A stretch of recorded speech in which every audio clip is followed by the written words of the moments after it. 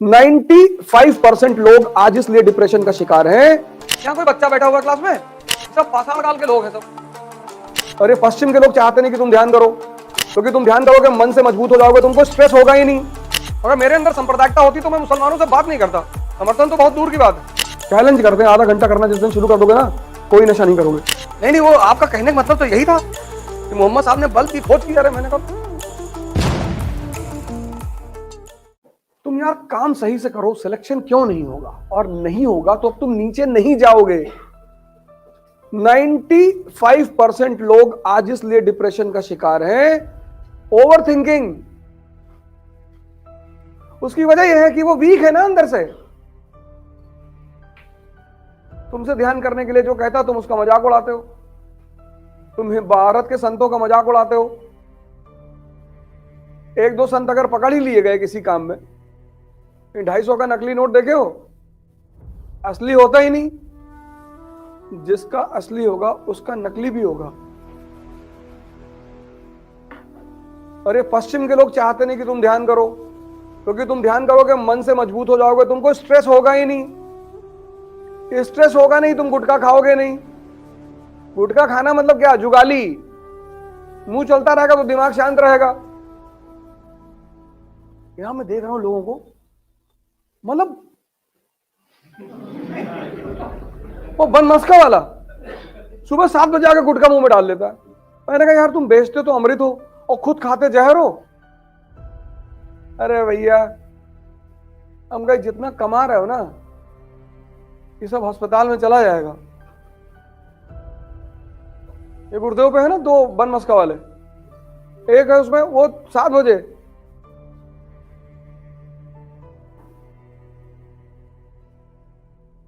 तो ठीक है कुछ लोग परेशान हैं। और एड यहां पे गुटखा का इतना जबरदस्त है।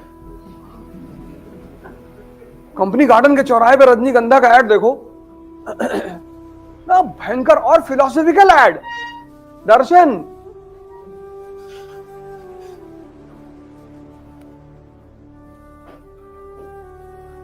गुटखा मत खाओ, मिट्टी खा लो उठा के, फायदा करेगी, इम्यूनिटी स्ट्रांग करती है। पर गुटखा मत खाओ। प्राणायाम करो यार। स्ट्रेस हो रहा है, मैं समझ रहा हूं, तुम तैयारी कर रहे हो, पढ़ना पड़ रहा है, स्ट्रेस हो, ये तो बात मैं समझ ही रहा हूं। चाय ज्यादा मत पियो, और अगर पीते हो तो नींबू की चाय पिया करो। तुमको तो स्ट्रेस होना ही होना है। ये इतनी बड़ी प्रिपरेशन है, स्ट्रेस नहीं होगा। हर दिन 6-6 घंटे का मटेरियल यहां डाइजेस्ट करना है, हर दिन कम से कम न्यूज़पेपर तो हर दिन पढ़ना है ना। तो 4-5 दिन बाद मन एकदम पक जाएगा कि भैया रहने दो।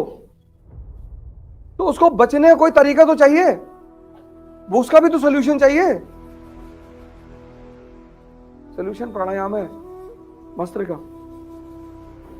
चैलेंज करते हैं, आधा घंटा करना जिस दिन शुरू कर दोगे ना, कोई नशा नहीं करोगे।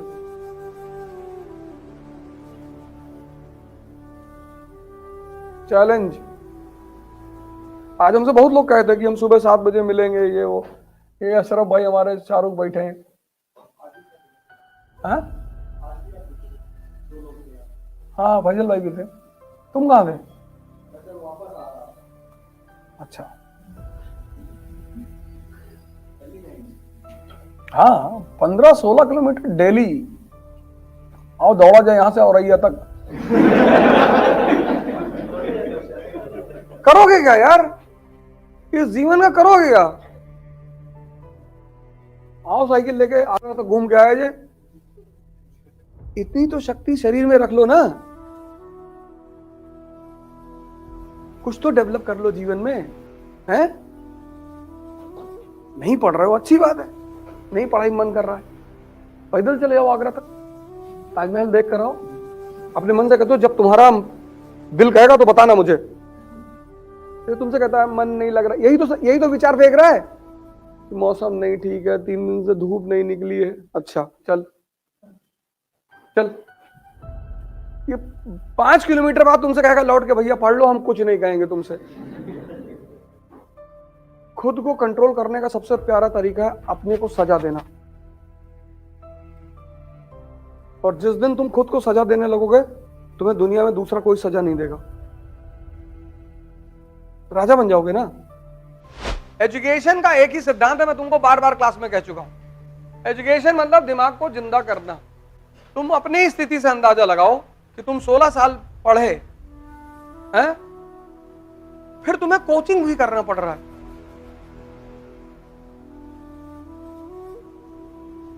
तो अब तुम मुझसे काहे पूछ रहे हो? तुमको पता है कि एक जबरदस्त रिफॉर्म भारत की एजुकेशन पॉलिसी में होना चाहिए। यहां कोई बच्चा बैठा हुआ क्लास में? सब पाषाण काल के लोग हैं सब। तो एक दो बच्चे बैठे होंगे, बाकी सब स्टोन एज, प्री पैलियोलिथिक वेलिथिक के हैं सब। ये बेचारे वैसे ही दुखी हो रहे हैं कि यार बताओ ये सब हम क्या पढ़े थे यार। सब मॉडर्न इंडिया पढ़ के बैठे इसमें 10 12 15 लोग। अब ये सन्नाटे में कि हम भी कुछ पढ़े थे, लेकिन ये सब तो कहीं दिखा नहीं। लिखा था, तुम्हारी आंखें गुजर गई ऊपर से। वो किताब तुमसे चिल्ला रही थी कि भैया सुन लो भैया, अरे तुमने कहा बाद में सुनेंगे यार, अभी टाइम नहीं।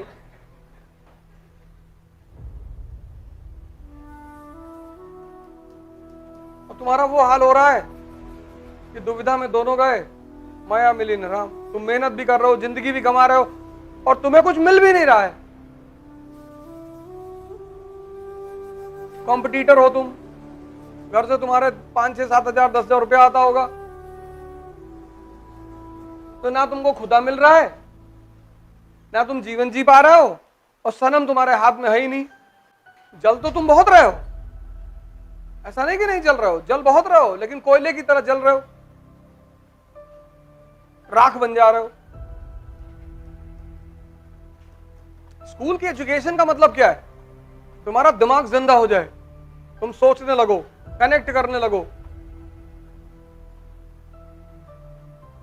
ना तुम कनेक्ट करना सीख पाए, ना तुम सोचना सीख पाए, तो उस एजुकेशन का फायदा ही क्या था? और डर तुम अलग से गए, जातिवादी हो गए, ब्राह्मणों भारत छोड़ो, कल एक रैली निकली थी, लेकिन जहां तुम्हारा फायदा होता है वहां तुम सब भूल जाते हो।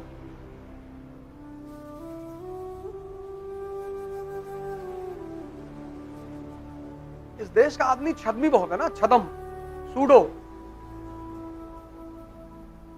अगर मेरे अंदर सांप्रदायिकता होती तो मैं मुसलमानों से बात नहीं करता, समर्थन तो बहुत दूर की बात है। डबल साइडेड क्या खेलना? नहीं पसंद है तो नहीं पसंद है, हटाओ।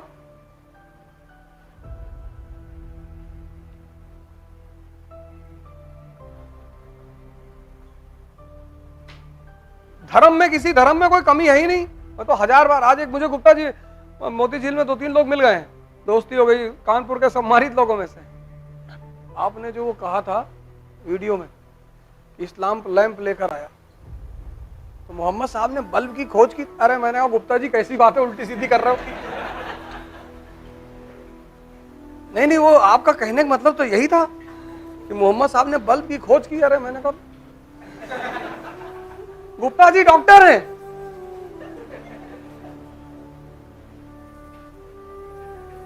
गुप्ता जी डॉक्टर हैं। सब्जी ठेला वाला लगा रहे होते तो मैं गुप्ता जी को माफ कर देता। डॉक्टर हैं, डॉक्टर, बहुत सम्मानित आदमी, और बहुत विचारक, दर्शन के और क्या डिस्कशन करते हैं वो, ज्ञानी आदमी। आपने कहा अरे नहीं, हमारा कहने का मतलब ये नहीं था, मेरा कहने का मतलब सामंतवादी अंधेरा। यूपी में, बिहार में सामंतवादी तो है।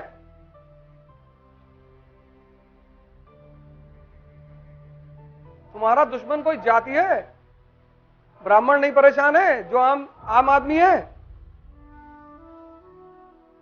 आम आदमी किसी भी जाति का, धर्म का, वो परेशान नहीं है।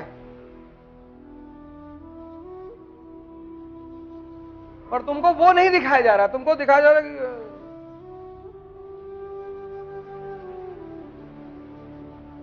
क्योंकि जब तक तुम टूटे रहोगे,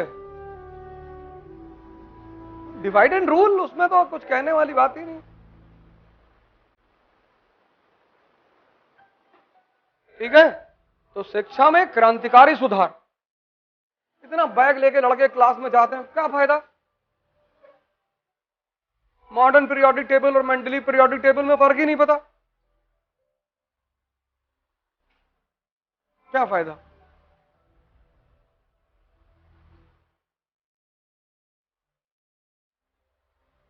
एजुकेशन मतलब E is equal to E, education यानी एनलाइटनमेंट। एनलाइटनमेंट यानी आपको दो चीजें आ गई स्कूल खत्म होने के बाद, एक कनेक्ट करना आ गया,